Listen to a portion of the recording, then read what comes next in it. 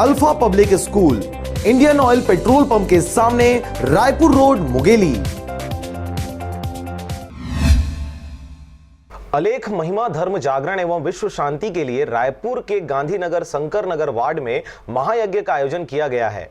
5 वर्षों से लगातार किए जाने वाले इस महायज्ञ में इस वर्ष उड़ीसा के ख्याति प्राप्त अलेख महिमा साधु संत पधार रहे हैं, जिनके द्वारा भजन कीर्तन नृत्य संगीत के माध्यम से विश्व शांति के लिए धर्मोत्सव एवं महायज्ञ किया जाएगा। भारत का कल्याण हो, विश्व कल्याण हो, विश्व शांति के लिए यह यज्ञ किया जा रहा है। प्रतिवर्ष करते हैं।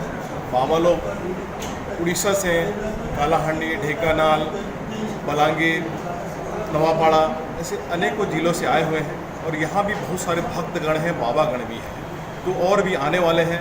प्रतिवर्ष होता है। ये आज गांधीनगर शंकर नगर वार्ड में हो रहा है। रात्रि 7 बजे से प्रारंभ होगा और ये निरंतर नॉन स्टॉप नृत्य यज्ञ चलते रहेगा।